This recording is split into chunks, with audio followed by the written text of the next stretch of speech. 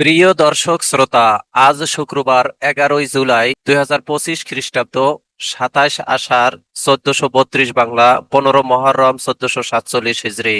সংবাদপত্র শিরোনাম পাঠের শুরুতেই সমকালে শিরোনাম করা হয়েছে জনসমক্ষে অবর্ণনীয় নৃশংসতা। পুরান ঢাকায় ব্যবসায়ী খুন, রক্তাক্ত লাশের উপর যা হয়েছে তা অবর্ণনীয়। এই আচরণ চিন্তার বাইরে। মানবতা বিরোধী অপরাধে শেখ হাসিনার বিচার শুরু। আন্তর্জাতিক অপরাধ ট্রাইব্যুনাল 3 জনের বিরুদ্ধে অভিযোগ গঠন। রাজসাক্ষী হলেন সাবেক আইজিপি মামুন। গণিতে ভরাডুবির ধাক্কা, সার্বিক ফলে বিশ্লেষণ। খাতা দেখার উদারনীতি বন্ধ করায় পাশ কম। টানা 2 দশক ধরে নিম্নমুখী মানবিকের ফল। পরীক্ষার ফলাফলে ছেলেরা পিছিয়ে 10 বছর ধরে। এসএসসি ও সমান পরীক্ষা 15 বছরের সবচেয়ে কম পাস এবার। পাশের হার 68.45। জিপিএ পাস পেয়েছে 1,39,032 জন। সব দিক থেকে এগিয়ে মেয়েরা। এবার এসএসসি পরীক্ষার খাতা দেখায় কড়াকড়ি থাকলেও কাঙ্ক্ষিত ফল পেয়ে আনন্দে মেতেছে শিক্ষার্থীরা। বৃহস্পতিবার বিকেলে রাজধানীর RAJUK Uttara model school and college থেকে তোলা এই ছবি। জুলাই অভ্যুত্থান সংবিধানের তফসিলে রাখতে চায় বিএনপি। ঐক্যমত কমিশনের সংলাপ। এনসিপি চায় সংবিধানের প্রস্তাবনায় তত্ত্বাবধায়ক সরকার গঠনে নতুন প্রস্তাব। এই ছিল সমকাল পত্রিকার সংবাদ শিরোনাম। এবারে মানবকণ্ঠ শিরোনাম করা হয়েছে এসএসসি ও সমমান পরীক্ষায় ভয়াবহ ফল বিপর্যয়। 11 শিক্ষা বোর্ডে গড় পাশের হার 68.45%। গণিতে অকৃতকার্য 6,06,60 শিক্ষার্থী। 2010 সালের পর আর কখনো এসএসসি ও সমমানের পরীক্ষায় পাশের হার এত কম ছিল না।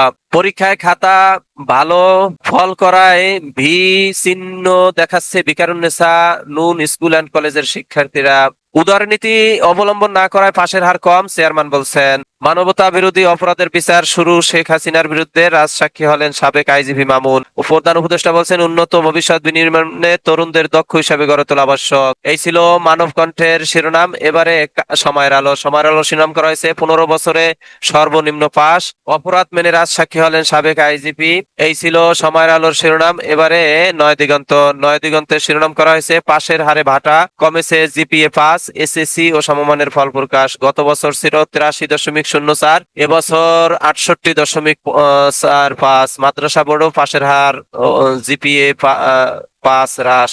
হাসিনার বিরুদ্ধে চার্জ গঠন। রাজসাক্ষী হলেন আইজিপি আব্দুল্লাল মামুন। মানবতা বিরোধী অপরাধ। ফেনীতে স্থায়ী বাঁধ নির্মাণ প্রকল্প চূড়ান্তের নির্দেশ। সাংবাদিক সমাবেশে মির্জা ফখরুল ইসলাম আলমগীর বলছেন, বিভক্তি নয়, জাতীয় ঐক্য প্রয়োজন। জুলাই গণ অভ্যুত্থানকে সাংবিধানিক স্বীকৃতির ইঙ্গিত বিএনপির। রাষ্ট্র পরিচালনার মূলনীতিতে জুলাই ঘোষণাপত্রের স্বীকৃতি চায় এনসিপি। তত্ত্বাবধায়ক সরকার, প্রধান বিচারপতি নিয়োগ ও জরুরি বিধান সমর্থন করেছে জামাত। প্রবল বৃষ্টিপাত ও উজানের ঢলে তলিয়ে যাচ্ছে জনপদ। বড় নদীতে পানি বৃদ্ধি অব্যাহত। বাংলাদেশকে ব্যাটিং শিখিয়ে জয় শ্রীলঙ্কার। চাঁদাবাজি দখলদারির বিরুদ্ধে সরব হতে হবে, মাগুরায় এনসিপির পদযাত্রায় নাহিদ ইসলাম বলছেন। এই ছিল নয় দিগন্তের শিরোনাম। এবারে দৈনিক জনতা শিরোনাম করা হয়েছে জুলাই আগস্ট মানবতা বিরোধী অপরাধ। শেখ হাসিনা সহ 3 জনের আনুষ্ঠানিক বিচার শুরু। 3 জনের বিরুদ্ধে 5টি আনুষ্ঠানিক অভিযোগ গঠনের নির্দেশ দিয়েছেন আদালত। চিফ প্রসিকিউটর বলছেন, গণহত্যার দায় স্বীকার করে রাজসাক্ষী হলেন সাবেক আইজিপি মামুন। বিবিসির প্রতিবেদনের তীব্র সমালোচনা। হাসিনা পুত্র জয়ের 115 প্রতীকের তালিকা। আইন মন্ত্রণালয় নেই ফ্যাফলা। বন্যা পরিস্থিতি নিয়ে উপদেষ্টা পরিষদের আলোচনা।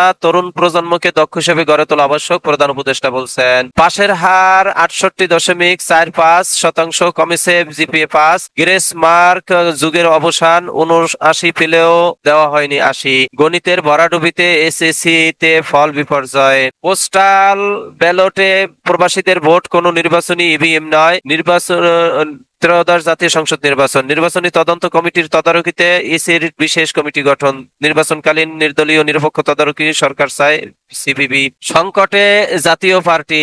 কাদেরের ক্ষমতা কমাতে শুরু হচ্ছে আইনি লড়াই। দল ছাড়া নেতাদেরও কাছে টানছেন আনিসুল হাওলাদাররা। জাপার বৃহত্তর ঐক্য প্রক্রিয়ায় যুক্ত হলেন 3 শতাধিক নেতাকর্মী। এই ছিল দৈনিক জনতার শিরোনাম। এবারে আজকালের খবর শিরোনাম করা হয়েছে ভোটের প্রস্তুতি, মাঠ প্রশাসন সমন্বয়, ইসির 5 কমিটি। পোস্টাল ব্যালটে প্রবাসী ভোট কোনো নির্বাচনী ইভিএম নয়। 115 প্রতীকের তালিকা। আইন মন্ত্রণালয় নেই শাপলা। ঐক্যমত কমিশনের বৈঠক। প্রধান বিচারপতি নিয়োগ সংক্রান্ত 2 বিষয়ে একমত হয়েছে দলগুলো। আলী রিয়াজ বলছেন। মানবতা বিরোধী অপরাধ। শেখ হাসিনার বিচার শুরু। রাজসাক্ষী হলেন সাবেক আইজিপি আব্দুল্লাহ আল মামুন। উপদেষ্টা পরিষদের বৈঠক। জাতিসংঘের মানবতা বিষয়ক মিশন স্থাপনের খসড়া অনুমোদন। পাশের হার ও জিপিএ 5 কমেছে। এসএসসির ফল প্রকাশ।